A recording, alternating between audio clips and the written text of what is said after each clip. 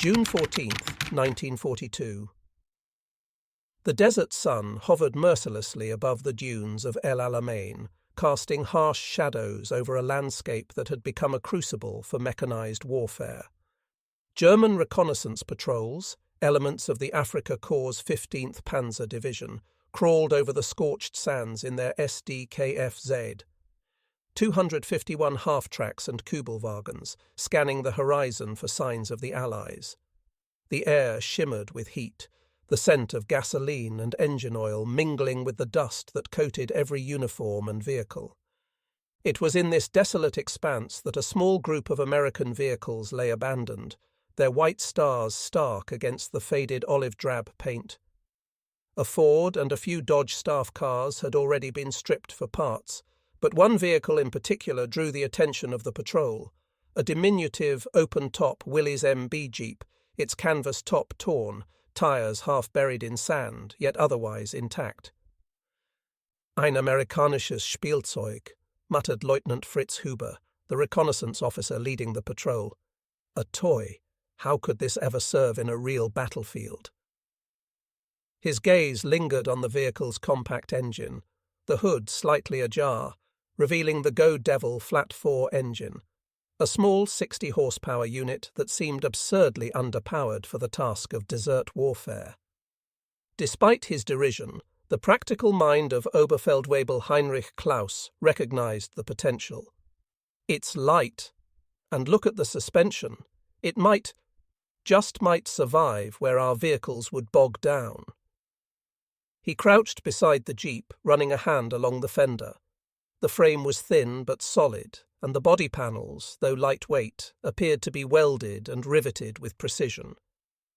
Within hours, the Jeep was carefully dismantled of any usable supplies and towed back to a captured Italian maintenance depot near Tobruk, commandeered for use by the German engineers attached to the Afrika Korps. The depot itself was a makeshift compound of sandbag fortifications and abandoned warehouses, filled with the detritus of war, dismantled tanks, trucks, and the occasional Allied vehicle awaiting examination. Here the Jeep would meet its first formal scrutiny by the Wehrmacht's engineering corps. Hauptingenieur Karl Weber, a 38-year-old mechanical engineer with a reputation for exacting precision, was assigned to lead the evaluation. Weber had spent the previous 4 years analyzing French and Soviet vehicles for weaknesses, and his reports were often cited at the Oberkommando des Heeres, OKH. On June 15th, Weber arrived at the depot, notebook in hand, accompanied by a cadre of mechanics and junior engineers. The Jeep was to be the centerpiece of a study into Allied mobility. "We are not here to destroy," Weber instructed, his voice measured but commanding, "but to understand. Every bolt, every gear. We must know if it is weakness or innovation." The first impressions were predictably skeptical. The Go Devil engine, with its 2.2-litre displacement, air and water-cooled cylinders, and compact flat-4 configuration, seemed laughably small compared to the 3.6-litre flat-6 engines of the Kubelwagen, or the 4-cylinder engines powering the SDKFZ. 250S. "This engine will not survive 10 kilometers in the desert under load," one junior engineer, Unterleutnant Dieter Klein, commented, tapping the engine block with a gloved hand. Yet Weber remained silent, flipping open his notebook and sketching the layout of the Jeep's chassis. The frame was unmistakably rigid for its weight, constructed from stamped steel beams that were reinforced at critical stress points. Unlike the German light vehicles, which relied heavily on precise tolerances and exacting assembly methods, the Jeep's construction favored simplicity and field repairability. Bolts were large, easily accessible, and designed to be removed without specialized tools, an engineer's nightmare or a soldier's boon, depending on perspective. Weber moved around the Jeep, inspecting the suspension. Independent leaf springs on each wheel provided an unusually high ground clearance, approximately 9.5 inches, enough to traverse dunes and rocky outcrops without bottoming out. The axles were sturdy, Yet the lightweight nature of the vehicle meant that the engine's torque would rarely exceed the grip of the tyres, reducing wear and increasing reliability. "Notice the simplicity," Weber murmured, almost to himself. "No fancy hydraulics, no unnecessary complexity, just function." He jotted notes on the operational geometry of the suspension and the articulation angles of the front axle. Even the steering column, simple by German standards, allowed for a surprisingly tight turning radius, a quality that would be invaluable in close-quarter desert maneuvers.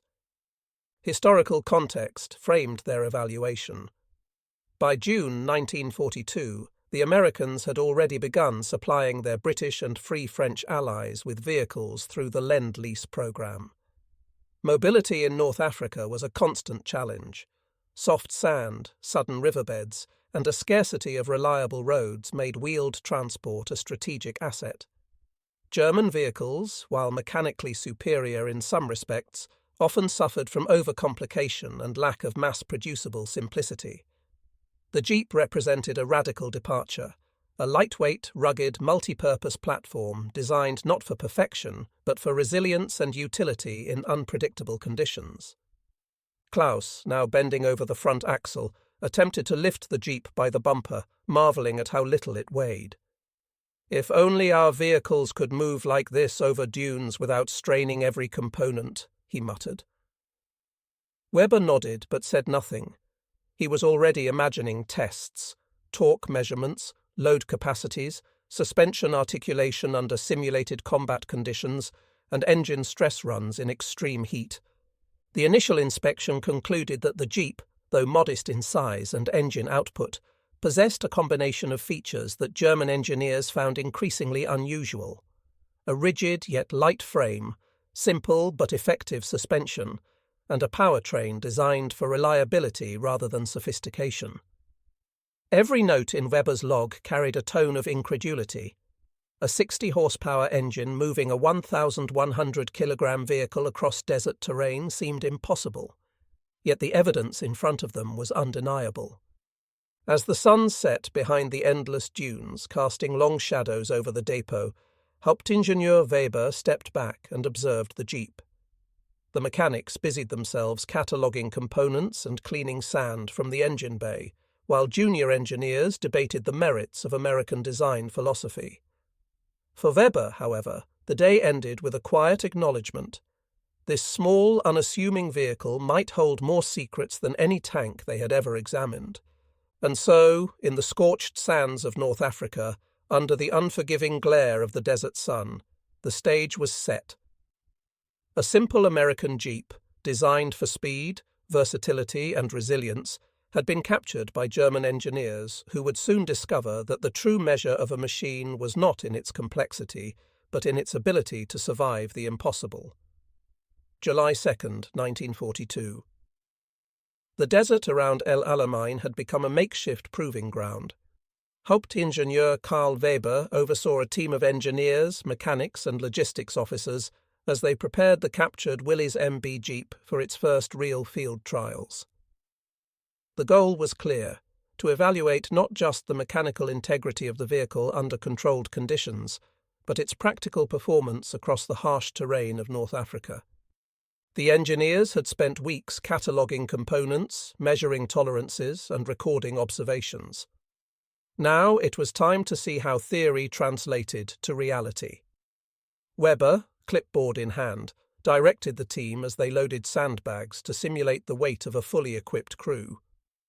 The Jeep, still bearing traces of desert dust from its previous abandonment, seemed almost unassuming against the golden backdrop of dunes and scattered scrub. Weber's first test focused on mobility across uneven terrain. He drove the Jeep himself, carefully navigating ridges of compacted sand, gullies carved by intermittent flash floods, and rocky outcrops that would have immobilized a heavier vehicle. The mechanics observed the vehicle's response, noting suspension flex, wheel articulation, and chassis stress. The results were astonishing. The suspension maintains tyre contact across extreme uneven surfaces, Weber noted, his handwriting sharp and precise in the notebook. Independent front suspension absorbs shocks without compromising stability. Weight distribution is remarkable for such a compact frame. The Jeep's lightweight design allowed it to accelerate quickly over soft sand, unlike heavier German staff cars, which often bogged down under similar conditions. Weber paused on a ridge, squinting at the horizon, then steered sharply downhill. The tyres sank slightly, but regained traction almost immediately. "Remarkable," he muttered. "The Americans may have discovered a balance of lightness and durability that we have not yet mastered." The team then conducted endurance testing. Engines ran for hours at high RPM, sometimes with repeated stops and starts, to simulate the demands of desert reconnaissance and supply missions. The Go Devil engine remained unfazed. Cooling fins radiated heat efficiently, carburetor adjustments proved unnecessary, and fuel consumption remained consistent even under extreme load. Weber compared these results with the specifications of German reconnaissance vehicles. The contrast was stark. American design prioritized field reliability over mechanical complexity, an approach that often gave them a practical advantage in prolonged campaigns. After several days of desert trials, Weber decided to test an idea that had intrigued him since inspecting the vehicle: the Jeep's water-crossing capability. Rumours among the captured manuals and American field guides suggested that the vehicle could ford streams and shallow rivers, but Weber wanted empirical data. To test this, the engineers constructed a temporary trench filled with water, deep enough to submerge the engine halfway. Klaus, a young mechanic with a fascination for experimental tests, stepped forward nervously. "Are we certain this won't destroy the engine?" he asked. Weber's eyes gleamed with quiet anticipation. "We are engineers," he said. "We observe, we measure, we record. If the Americans designed it for shallow water operations, we will know soon enough." The Jeep rolled slowly into the trench. Water lapped against the frame, the tyres churning mud and silt. The engine, mounted high on the chassis, continued to hum steadily. Weber and his team watched, incredulous, as the vehicle traversed the trench without sputtering or faltering. "Maintain RPM," Weber instructed. "Do not reduce throttle." The vehicle emerged from the trench, mud and water dripping from its undercarriage, but the engine showed no signs of distress. Mechanic after mechanic approached to examine the spark plugs, the carburetor, and the air intake. Everything remained functional. The Jeep had not only survived partial submersion, but had done so without any special preparation. "This is beyond anything I expected," Weber admitted quietly, almost to himself. "A standard vehicle, no modifications, capable of operating in water that would immobilize our light staff vehicles. The Americans have accounted for terrain versatility in a way we have dismissed." Encouraged by this first success, Weber ordered a more ambitious test. They constructed a deeper trench and gradually increased the water level, simulating a stream approaching 18 to 20 inches deep, a depth that had grounded many German motorcycles and light transport vehicles. To everyone's surprise, the Jeep continued to function, the engine maintaining power, the chassis resisting water pressure, and the electrical system operating without short-circuiting. Mechanics took turns examining components afterward, trying to identify the hidden trick. Some suggested waterproof gaskets or sealed ignition points, but Weber's careful analysis revealed no exotic engineering. Instead, it was the combination of a high-mounted air intake, simple ignition, and compact engine design that allowed the vehicle to endure conditions that would typically disable heavier or more complex vehicles. Weber's notes for the day grew increasingly detailed, capturing observations that would later become central to German studies of Allied engineering. By the evening, the team had established a routine. Vehicles were loaded with weights, driven through sand, subjected to desert heat, and then tested in water trenches. Each test reinforced a growing realization. The Jeep's mobility and versatility were exceptional, and its design philosophy, simplicity, ruggedness, and adaptability, could not be replicated easily. At sunset, Weber walked along the line of engineers and mechanics, reflecting on the progress. He could hear distant artillery in the north, the reminders of the ongoing desert campaign. Yet here, in this isolated depot, a small American vehicle had captured the full attention of some of Germany's finest engineers. "Tomorrow," Weber said to the assembled team, "we will begin endurance tests under continuous operation. We will push this vehicle until it fails. Only then can we fully understand its limits." As the desert night descended, Weber returned to his tent with his notebook, scribbling sketches and calculations by the light of a single lantern. The Jeep sat quietly nearby, unassuming, yet it had already begun to reveal secrets that challenged everything the Germans thought they knew about Allied engineering and battlefield mobility. For the first time, many of the engineers admitted, albeit quietly, that the Americans might have out-engineered them, not with complexity, but with the practical brilliance of simplicity. August 10th, 1942. The North African sun rose mercilessly over the captured maintenance depot outside El Alamein. Hauptingenieur Karl Weber's team had settled into a rigorous testing schedule, pushing the Willys MB Jeep beyond anything previously attempted. The first desert trials and shallow water tests had already revealed its extraordinary mobility and partial water resistance, but Weber was determined to fully understand the limits of this unassuming American vehicle. The engineers began by focusing on engine endurance. The Go Devil, a 60-horsepower flat-4, was deceptively small, but Weber suspected its simplicity was a deliberate design choice. They ran the engine for continuous cycles of 6 hours under load, simulating the extreme conditions of desert patrols and reconnaissance missions. The air temperature hovered near 110 degrees Fahrenheit, yet the engine maintained normal operating temperatures with only minor oil expansion noted.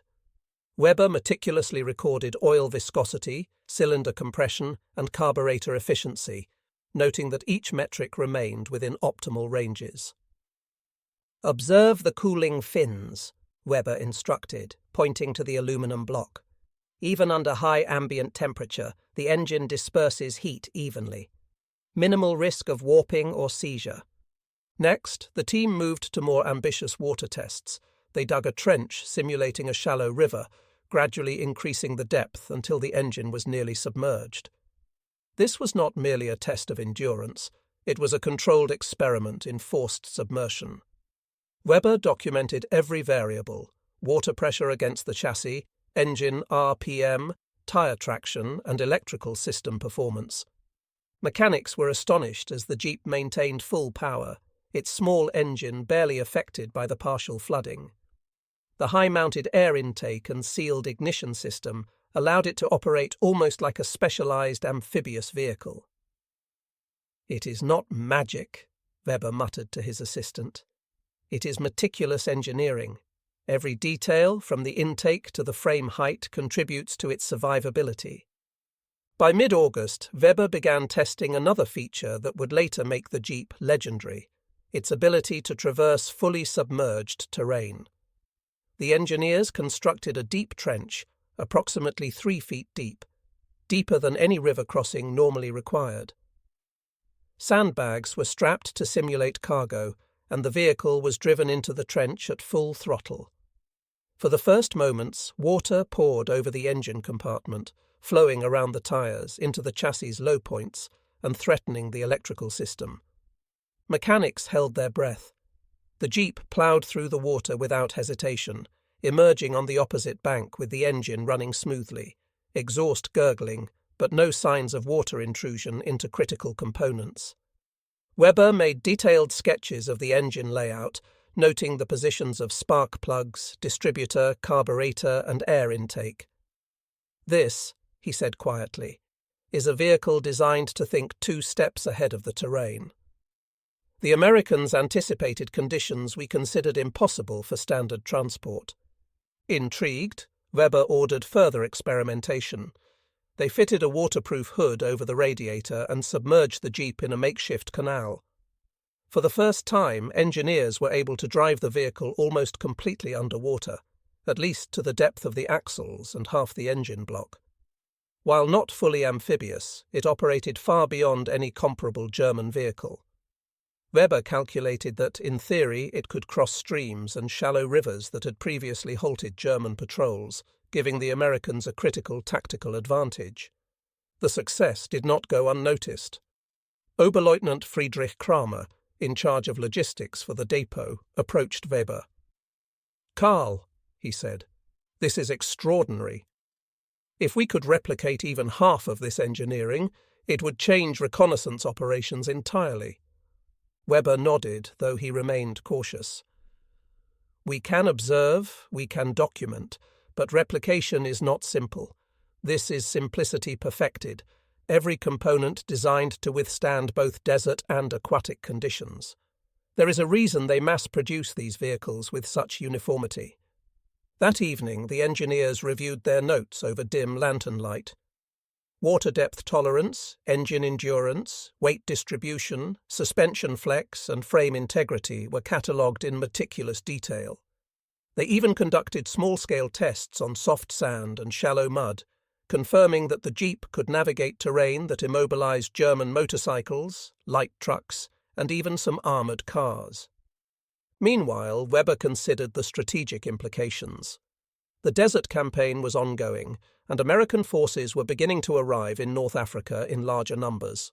A vehicle capable of high-speed cross-country travel, shallow water fording, and durable operation under extreme conditions could allow rapid troop movements, resupply, and reconnaissance, potentially altering engagements in the harsh desert theatre. But for all its brilliance, the Jeep's true potential remained partially hidden. Weber suspected that the Americans had more tricks to reveal: modifications, operational tactics, or variants designed for river crossings and amphibious landings. He made a mental note to request additional captured units for study, hoping to uncover the full spectrum of capabilities. By the end of August, the testing was routine but no less critical. Engineers rotated shifts, carefully observing engine wear, structural integrity, and water resilience. Each successful test reinforced a growing respect, bordering on astonishment, for American engineering. Even the most skeptical mechanics began to quietly acknowledge the Jeep's superiority in practical battlefield mobility. Weber, alone in his tent late one night, wrote in his notebook, "The Willys MB is a study in effective design. Simplicity and adaptability, not brute force, define its capability. Under conditions that would immobilize heavier vehicles, it maintains operational integrity. Its potential in desert, mud, and river operations is exceptional. Understanding its design principles may inform future German engineering, though replication will require humility and observation." Outside, the desert stretched endlessly. The sun had dipped below the horizon, leaving a sky streaked with orange and purple. In the depot, the Jeep rested quietly, mud-caked and exhausted, but ready for the next day's trials. It had already rewritten German assumptions about small-engine vehicles in combat, proving that ingenuity and simplicity could outmatch size, power, and complexity. The chapter closed on a note of quiet revelation. In a remote desert outpost far from the front lines, German engineers were learning lessons that would echo across future battlefields. Lessons about the overlooked power of mobility, reliability, and design foresight. September 2nd, 1942. The desert air shimmered under a relentless sun as Hauptingenieur Karl Weber and his team prepared the Willys MB Jeep for the next phase of testing. The preliminary endurance and shallow water trials had impressed even the most cynical engineers, but Weber wanted definitive proof. Could this small American vehicle survive the extremes that German reconnaissance vehicles often failed under? The engineers constructed a grueling obstacle course at the edge of the captured maintenance depot. Sand dunes, rocky outcrops, deep washes, and a man-made water trench simulating a desert wadi had been carefully arranged. Additional cargo, including sandbags, spare ammunition boxes, and communication equipment, was loaded to simulate a full patrol load. The Jeep, now designated Fahrzeug number 1 inch, had already endured dozens of partial submersion tests. Today it would face a comprehensive stress test. The first trial was sand navigation. Unlike traditional European terrain, the North African desert challenged vehicles with loose shifting sand. German Kugelwagons and light trucks often became bogged down or required towing assistance. The Willys MB, however, manoeuvred effortlessly. Weber noted the combination of narrow, high-traction tyres, lightweight chassis, and independent suspension allowed the vehicle to float atop soft sand rather than dig in. "Observe the distribution of weight across the axles," Weber instructed his assistant, Lieutenant Dietrich Müller. "The Americans understand weight placement better than any of our designs. No overloading, no tipping, just effective load management." Next came the rocky inclines. Engineers had created an artificial ridge of limestone boulders ranging from 6 to 12 inches in diameter. Many German light vehicles would struggle, often suffering bent axles or broken leaf springs. The Jeep climbed steadily, engine humming, tyres gripping each rock. Its leaf spring suspension absorbed shocks, and the robust frame showed minimal flex. "It is astonishing," muttered Müller. "I expected at least a broken frame or snapped axle." The most anticipated part of the day was the deep water trial. Engineers had dug a trench simulating a river crossing nearly 4 feet deep, higher than any previous test. Earlier experiments had demonstrated partial submersion was possible, but Weber now aimed to test full engine and axle immersion. Mechanics fastened waterproof sealing over the carburetor and ignition system, and small fans directed airflow to prevent overheating during submersion. The Jeep was driven forward at moderate speed, entering the trench with careful precision. Water lapped against the hood, rushing around the tyres, threatening to enter low points in the chassis.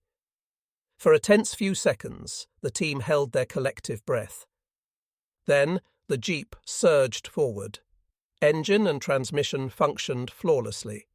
The exhaust gurgled audibly, water streaming around it, but the vehicle emerged on the opposite bank without stalling or damage. Weber examined every component immediately. Electrical connections were dry, engine oil had minimal water contamination, and suspension integrity remained intact. "Remarkable," Weber whispered, almost reverently. "A vehicle designed to survive conditions we assumed impossible." Pushing the experiment further, Weber directed the mechanics to simulate mechanical failures while submerged. Tyres were partially deflated, a spark plug was loosened, and one headlight was removed to examine water ingress. Even under these compromised conditions, the Jeep remained operational.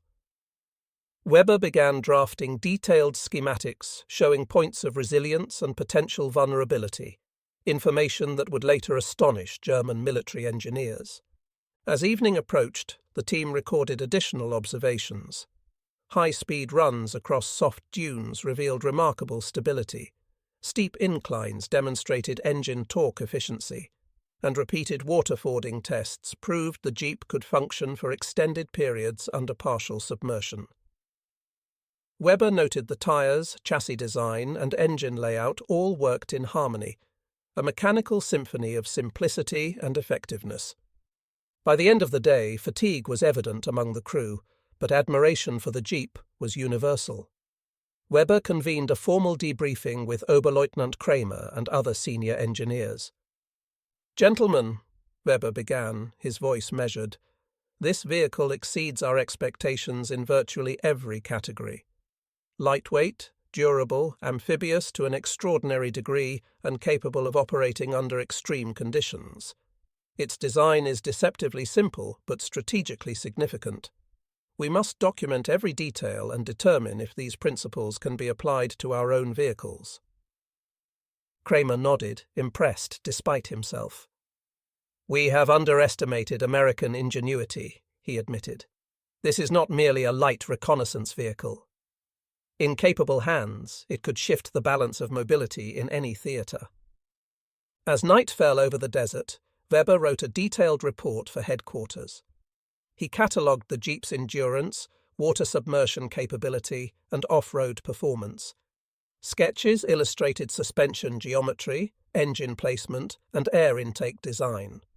In a confidential note, Weber concluded, "The Willys MB demonstrates that simple, well-executed design can outperform heavier, more complex vehicles. Its amphibious capacity, structural resilience, and engine reliability present a new benchmark for tactical mobility. German engineers would do well to study it carefully, though direct replication will require careful adaptation to our operational requirements."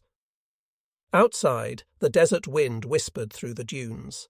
The Willys MB rested, caked with mud and sand, engine still warm from continuous testing.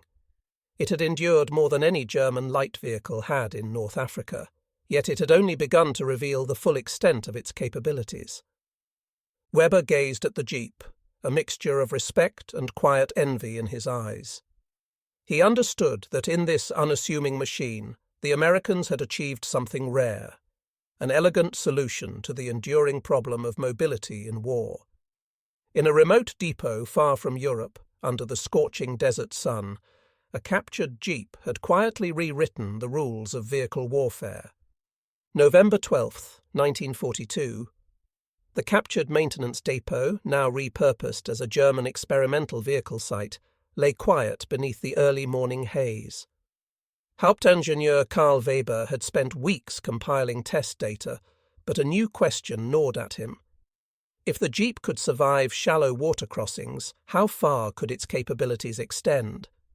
Could it, in theory, operate under full submersion, not merely for seconds, but long enough to cross a river or survive unexpected flooding? The Germans had seen firsthand the limitations of their own amphibious designs. Schwimmwagons and half-tracks were competent, but they relied on added complexity and were prone to mechanical failures when submerged.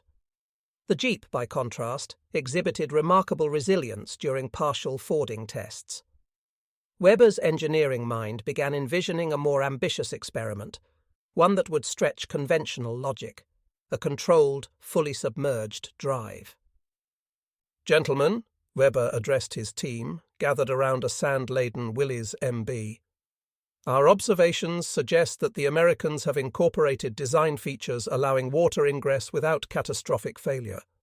I propose a series of tests to determine if the engine, drivetrain, and electrical systems can function under prolonged submersion." Skepticism rippled through the engineers. Oberleutnant Kramer, a veteran of North African campaigns, shook his head. "You are suggesting we drive it underwater, Weber?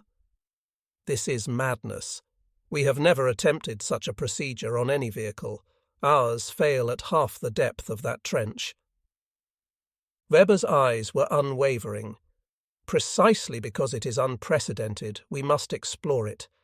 Our reports may inform the design of future reconnaissance vehicles, or reveal weaknesses in enemy technology we can exploit."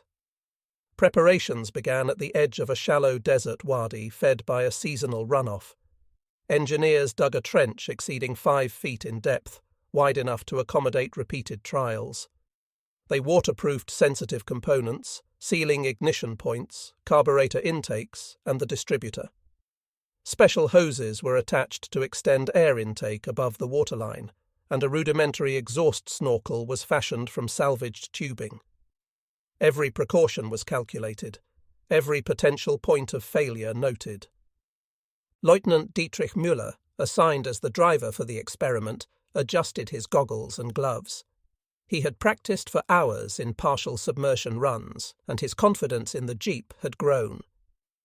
Yet the magnitude of this test caused even him a subtle unease. The vehicle rolled forward, tyres gripping the sandy floor as the front wheels entered the water. Slowly, the trench engulfed the chassis. Water lapped against the hood, rushing over the fenders. Sensors and gauges mounted by Weber's team monitored every function: engine temperature, oil pressure, exhaust flow, and electrical continuity. The Jeep moved steadily. The engine hummed, transmission engaged, and no immediate signs of malfunction appeared. Weber and his assistants leaned close, eyes scanning for any irregularities. The water reached the wheel arches, then the doors. Yet the vehicle pressed forward with a silent insistence, cutting through the wadi like a small but determined submersible craft. "Remarkable," Weber whispered, scribbling notes in his log. "The Go Devil engine continues to run without loss of power. Electrical circuits remain operational, drivetrain fully engaged." Minutes passed. Müller maintained a slow, deliberate speed, ensuring the engine did not ingest water through the extended air intake. Observers noted that the Jeep's weight distribution and high ground clearance prevented water from entering critical points. The independent suspension absorbed minor underwater turbulence from the current. Suddenly, the Jeep hit a submerged sand ridge. The vehicle shuddered but did not stall.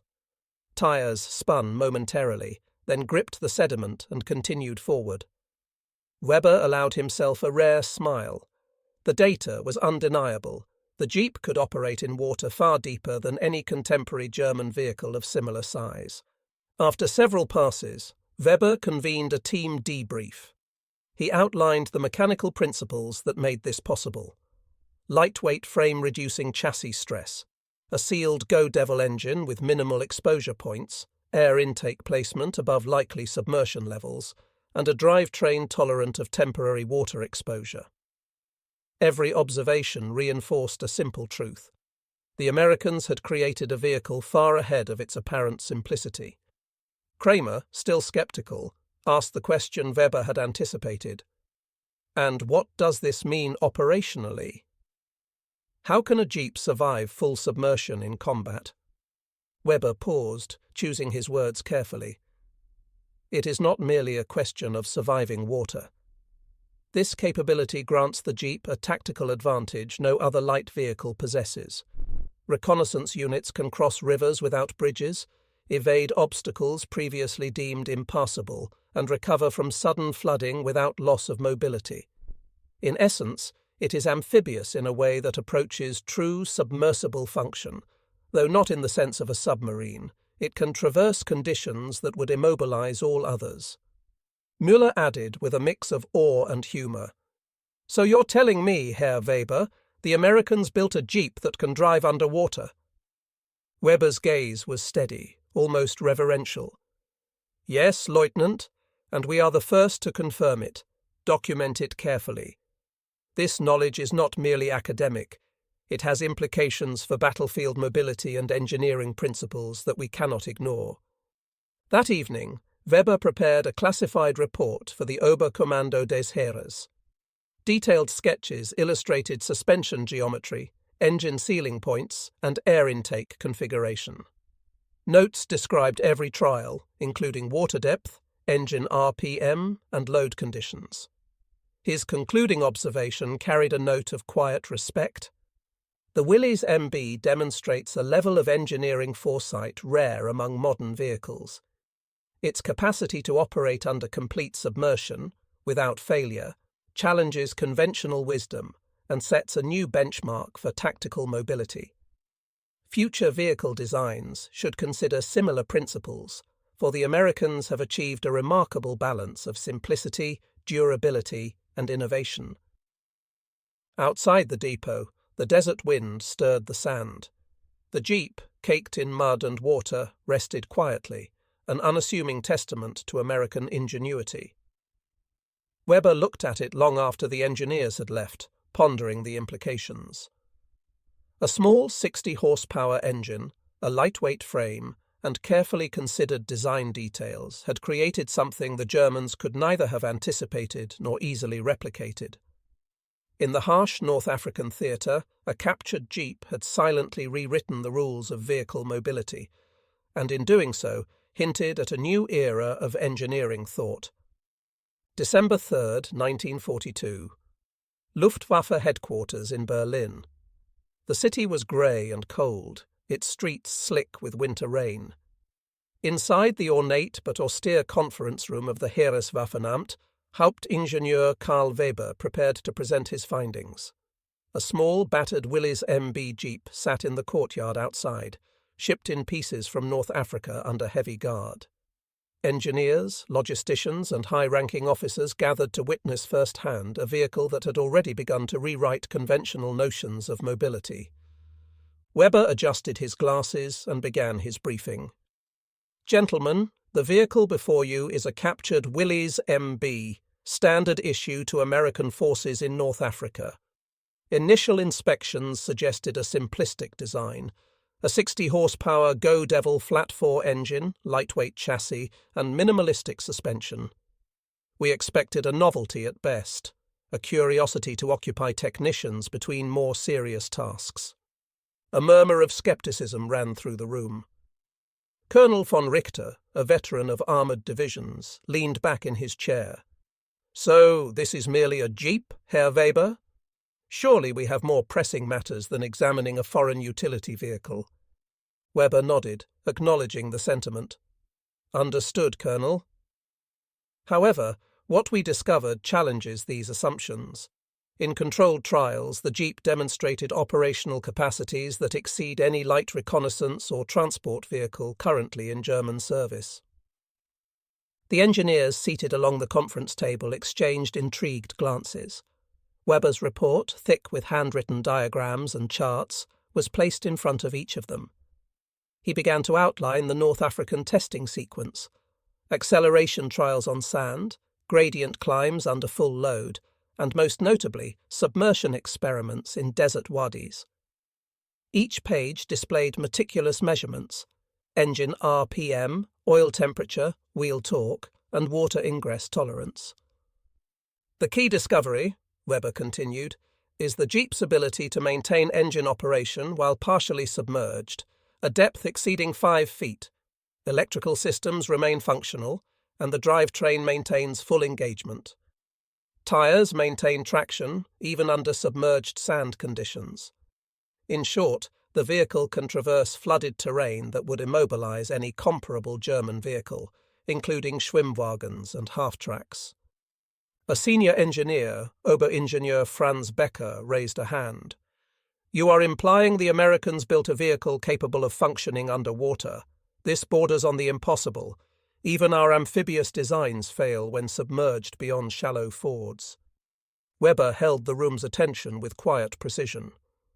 "We confirmed the capability empirically. Modifications to the engine air intake and exhaust were minimal, and the Go Devil engine's simplicity allows for high tolerance of water exposure. The independent suspension and high ground clearance contribute to the vehicle's mobility across uneven, partially submerged terrain. It is, in effect, a practical submersible reconnaissance vehicle, albeit not a submarine. Yet in tactical terms, its resilience is unprecedented." Von Richter's eyebrows rose, betraying both disbelief and a grudging respect. "And you are confident this is not a fluke, Weber?" "I am confident," Weber said, producing a series of photographs taken during the North African trials. The Jeep, half submerged, navigated a muddy trench without hesitation. Every test was repeated multiple times. We documented each variable: water depth, load, engine speed, and chassis stress. The results are consistent. The design tolerates conditions that would otherwise disable conventional vehicles. He paused, letting the information sink in. The room fell silent, the only sound the scratching of pens across paper and the low murmur of officers absorbing the implications. Von Richter leaned forward. "And what does this mean for German operations?" Weber exhaled, carefully choosing his words. "It means the Americans have achieved a level of tactical mobility and engineering foresight that surpasses our current designs. Their light vehicle can traverse rivers, marshes, and flood-prone areas without bridges or additional engineering support. In North Africa, this capability could allow reconnaissance units to outmaneuver our forces with minimal risk to their mobility." Becker frowned. "Are you suggesting we replicate this? Or is it merely a curiosity?" Weber's voice was calm but firm. "It is neither merely a curiosity nor a simple blueprint for replication. The design principles, Lightweight frame, high ground clearance, independent suspension, minimal points of mechanical failure are as valuable as the vehicle itself. Future German reconnaissance and utility vehicles should incorporate these principles. Ignoring them would be a strategic oversight. Von Richter leaned back, steepling his fingers. You leave us with an uncomfortable truth. The enemy's engineering is superior in a domain we have considered trivial. And yet, this is a Jeep, a vehicle that could be shipped by the ton in Lend-Lease programs and quietly alter battlefield mobility. Weber nodded. Exactly, Colonel. In combat, mobility equals survival. The Americans understand this implicitly. Their engineers designed a vehicle to endure conditions most would consider extreme, and they did so without overcomplication. Our own designs, by contrast, require multiple specialized vehicles or cumbersome modifications to achieve comparable results. A quiet murmur rippled through the assembly. Some engineers whispered among themselves about the implications. River crossings in Eastern Europe, flooded fields in Normandy, even jungle operations where conventional vehicles would fail. Weber listened but allowed the room to absorb the revelation. He concluded, "The Willys MB is more than a vehicle. It is a testament to efficiency, foresight, and simplicity. Its performance under conditions we considered prohibitive is a lesson in design philosophy. Our task now is to study it, document it, and understand which principles can inform German engineering, without losing sight of practicality or battlefield necessity." Von Richter gave a reluctant nod. "Very well, Weber. Ensure the report reaches the Oberkommando des Heers. I want a copy delivered to all relevant design bureaus and an operational summary prepared for field units. If these capabilities are as you describe, they cannot be ignored." As the meeting adjourned, Weber lingered, sketching additional diagrams and noting observations for later analysis. The Jeep outside, disassembled for transport, was deceptively ordinary. Yet in every welded joint, every rivet, every inch of suspension travel, it carried lessons that could reshape German vehicle doctrine. Berlin, with its frost-lined streets and winter fog, seemed unaware of the small revolution taking place within its halls. A captured American Jeep, underestimated by all who first saw it, had quietly revealed engineering truths the Germans had not anticipated. In doing so, it would influence design thinking far beyond the deserts of North Africa, leaving a legacy that would quietly echo through armoured and reconnaissance vehicles for years to come. February 12, 1943. The North African sun had begun its slow retreat towards spring, but the desert remained a harsh tutor. Hauptingenieur Karl Weber returned to the captured maintenance depot near El Alamein, this time accompanied by Oberingenieur Franz Becker and a small detachment of motorized infantry officers.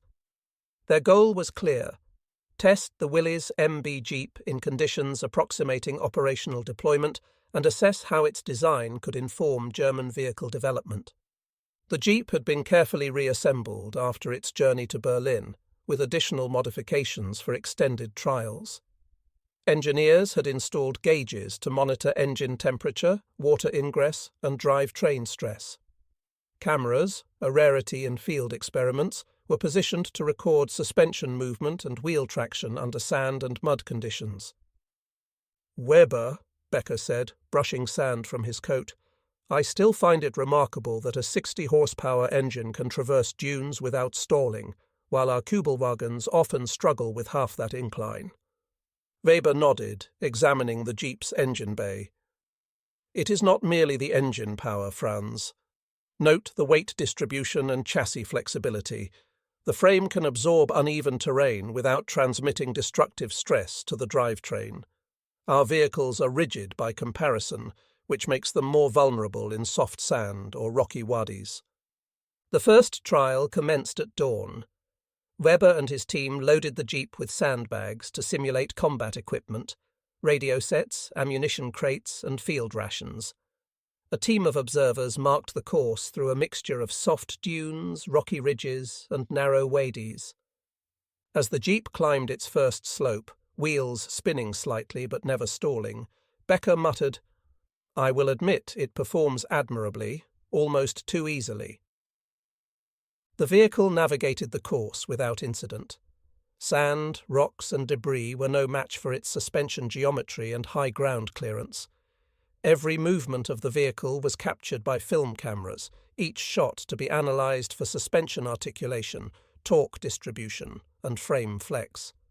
The second test was more ambitious, water fording. Weber directed the Jeep into a shallow wadi that had collected rain from the previous week. The water level, initially knee-deep, gradually deepened into a trench approaching 5 feet. The German engineers watched anxiously. Conventional German light vehicles, including Schwimmwagens, often failed at these depths without extensive waterproofing or auxiliary equipment.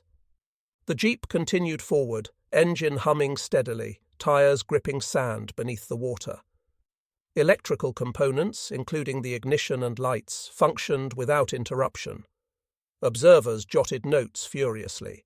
Water did not enter the carburetor or exhaust in a manner that impaired function, and the drivetrain maintained torque across all wheels. Becker exhaled slowly. It's operational, in water deeper than our engineers ever expected from a light reconnaissance vehicle. Weber's eyes were fixed on the data gauges. Notice the simplicity of the Go Devil engine. Few moving parts, minimal points of failure. That, combined with waterproofed electrical circuits, is what allows this vehicle to maintain function where ours would falter. The final test involved high-speed maneuvers through irregular terrain, simulating reconnaissance evasion and rapid troop transport. The Jeep darted across sand ridges and rocky outcrops, the suspension absorbing every jolt. The engine's low centre of gravity, combined with a short wheelbase, allowed precise steering even under full load. By late afternoon, Weber and Becker convened the team. Notes were exchanged, diagrams sketched, and calculations recorded.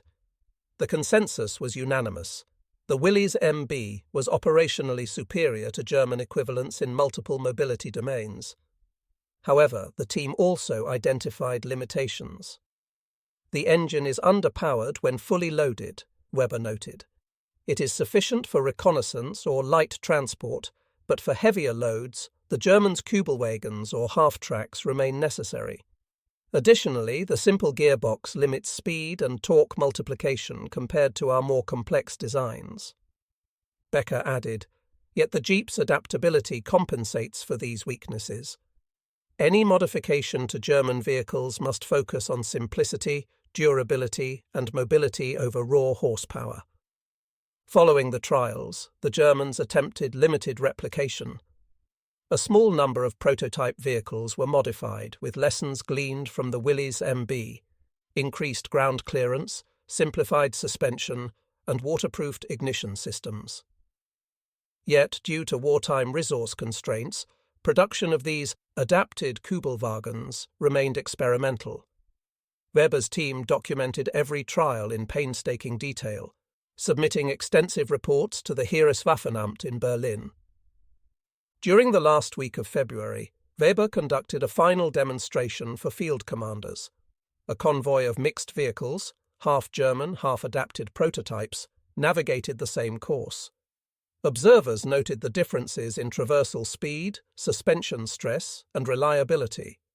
The Willys MB consistently outperformed every German vehicle under testing conditions, particularly in soft sand and waterlogged terrain.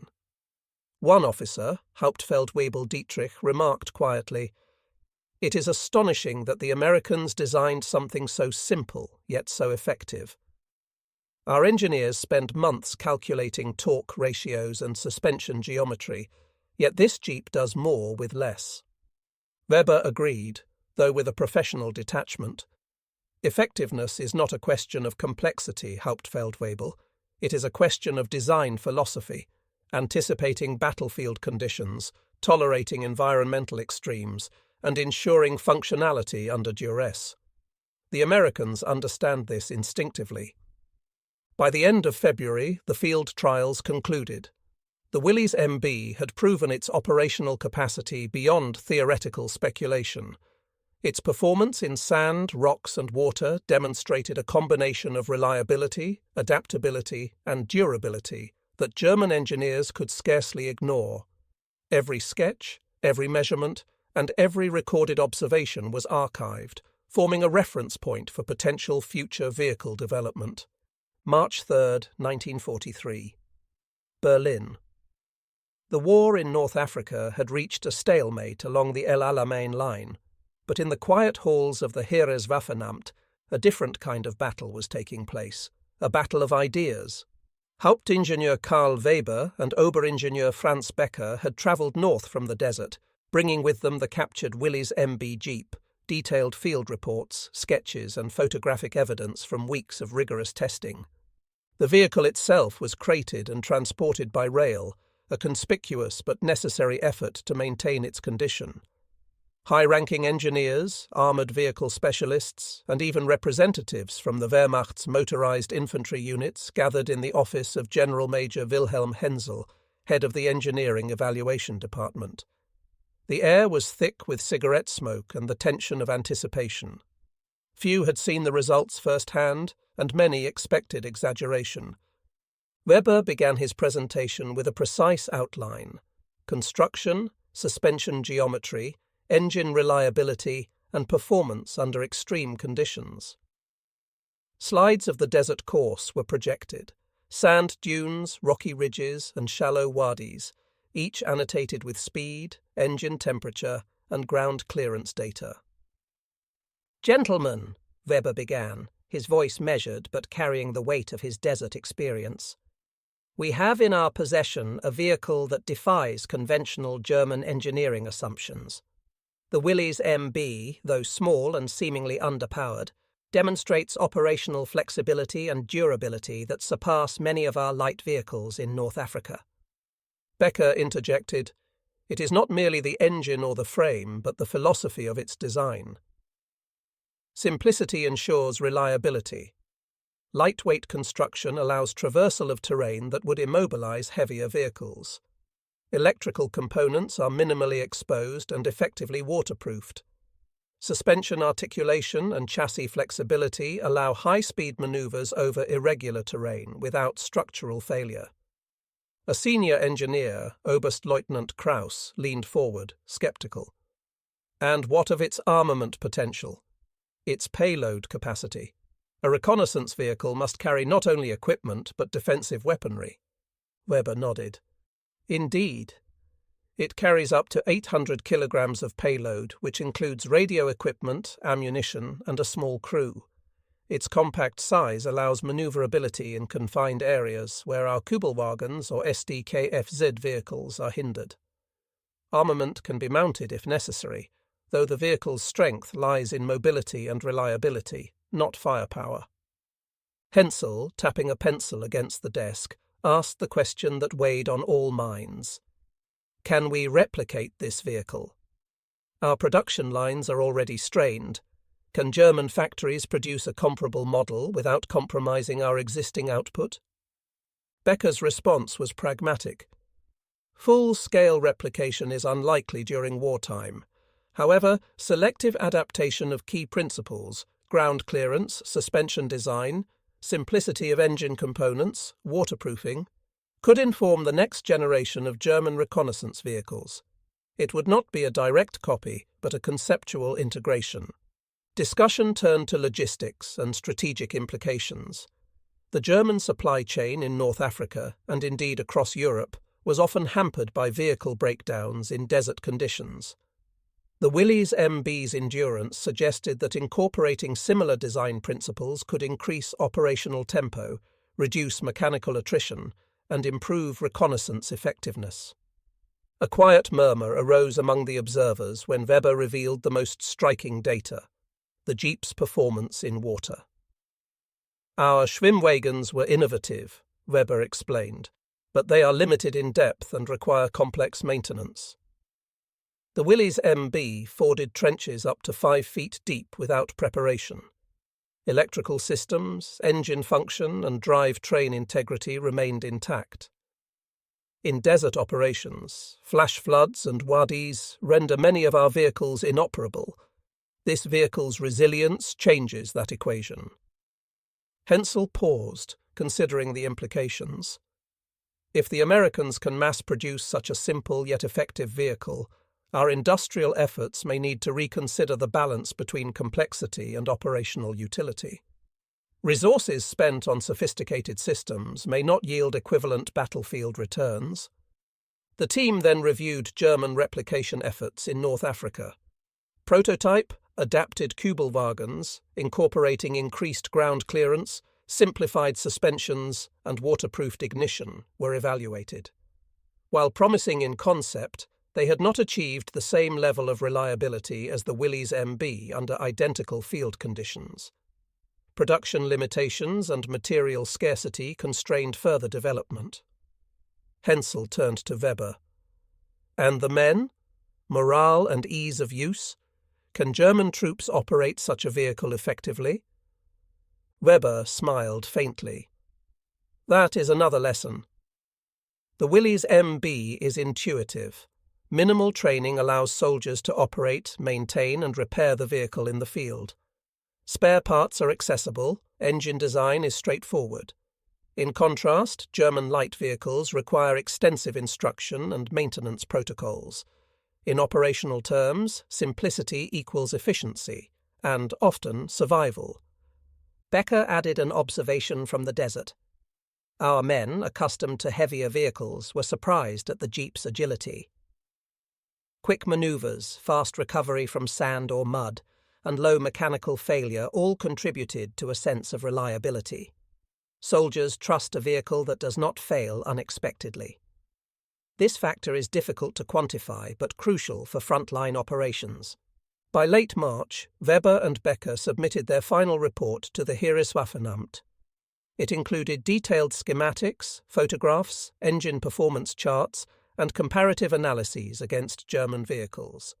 The report concluded with recommendations. The report was met with cautious approval. Senior officers recognized the value of the findings, but faced political and industrial challenges. Existing production lines, resource allocation, and the prioritization of armored and mechanized units constrained the immediate application of lessons learned. Yet the acknowledgement was clear. The Willys MB represented a paradigm shift in vehicle design philosophy. Outside the office, Berlin in March 1943 was cold and grey. Air raids were a distant threat, but a constant presence in daily life. Within the insulated halls of engineering bureaus, discussions of wheels, suspension, and engine reliability might have seemed trivial, yet they touched on the broader strategic reality. Mobility was life and death in modern warfare. A small, captured American Jeep had exposed shortcomings in German assumptions and provided lessons that, if heeded, could improve operational efficiency, or, if ignored, leave German forces at a persistent disadvantage. Weber, returning to his quarters that evening, reflected on the journey from North Africa to Berlin. The Jeep had endured desert heat, sandstorms, wadi floods, and rigorous testing. Yet it remained intact, functional, and instructive. It was more than a vehicle. It was a lesson in practicality, resilience, and design foresight. And as the German High Command debated, the Americans continued mass-producing the Willys MB, thousands rolling off assembly lines in Detroit and Toledo, destined for battlefields across the globe, North Africa, Europe, and the Pacific. Every Jeep was a reminder that sometimes simplicity and ingenuity outpace complexity and tradition.